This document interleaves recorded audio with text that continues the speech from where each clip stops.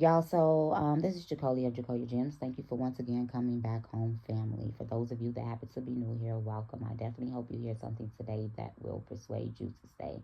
Now, if you happen to be here for the very first time, like the video, comment down below, and if you like what you hear, subscribe to the channel. And if you haven't already done so, exactly what are you waiting for? So, y'all, I'm gonna upload this to YouTube and to TikTok. We're gonna do some quick ancestry on the too early demise of Liam Payne.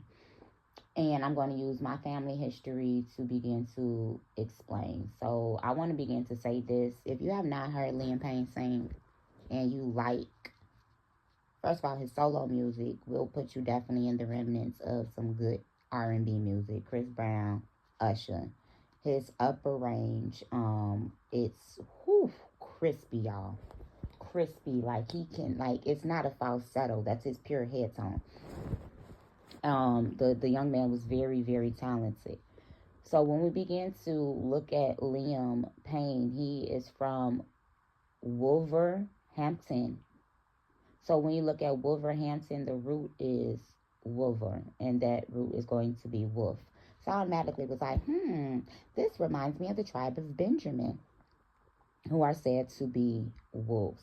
So I'm like, okay, Hampton, that's Ham. So it's likely that the tribe of Benjamin and some Horites ended up coming into this region. So I said, let me go ahead and look. And so then when I began to see in the mid 1800s, 1848 to be exact, at the Holocaust of the Sephardic Jews in Ireland, as well as yes, in that area, this impacted my family, my Irish ancestors in 1848. And they were Sephardic Jews from Portugal, meaning that Liam's parents would have been part of those Sephardic Jews from Portugal as well. So in 1848, during the Holocaust of the Irish, which, you know, they called the Great Famine, the Potato Famine, y'all need to look at to see what was really going on.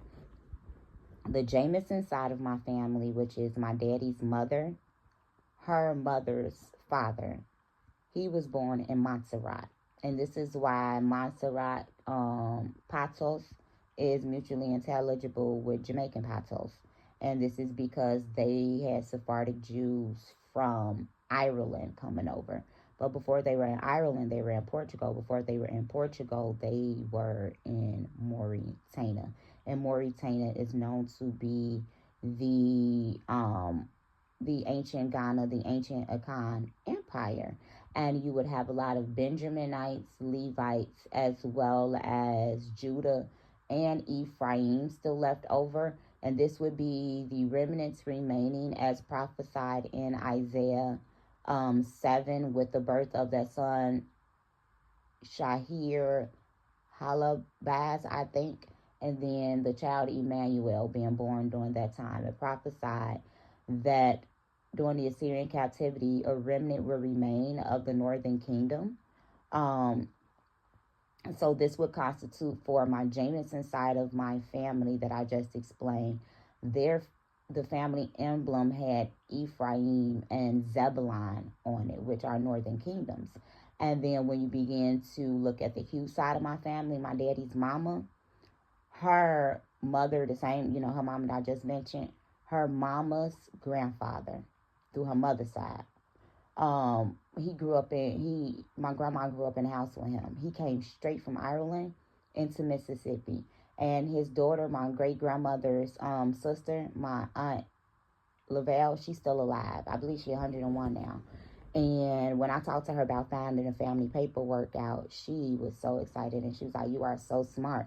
And my great grandmother, when I was growing up, she called me Brain.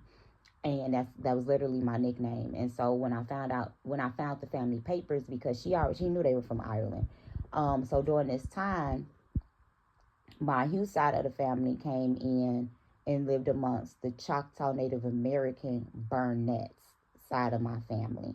And you also had my daddy's daddy, my granddaddy, his family was also coming over from England during this time, the holidays, and they could pass in Europe Not all of them, only some of them could, because when they got here, some of them was classified as mulatto. And the crazy thing is, my granddaddy Hugh, the one straight from Ireland, we the same complexion.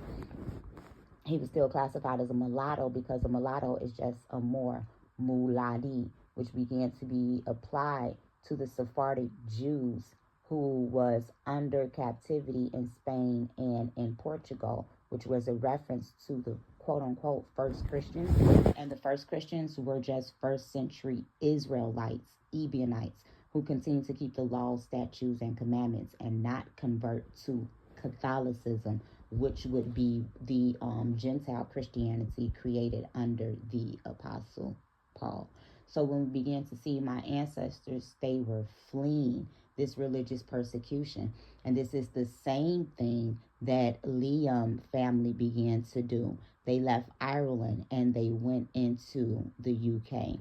And they began to name Wolverhampton, UK, after the tribe of Benjamin, who was prophesied to be a wolf. And so this is how various phenotypes would be present throughout Sephardic Jews based off of where they families went and stayed during this time. It's also important to know that the tribe of Benjamin was mixed in with Edomites, Ishmaelites, as well as Grecians and Romans during the Hasmonean dynasty. When we began to look at Liam's last name as Payne, it's very essential to know that Benjamin, when his mother had him, his name Benoni literally means son of my pain. So we just want to say rest in peace to Mr. Liam Payne, to my fellow Irish man. This is interesting, y'all. That's all I got. My daughter grew up listening to this band, and yeah, I'ma just teach it from this side. Line up on line, precept on precept, here a little, there a little. This is Jacodia, signing off. Bye.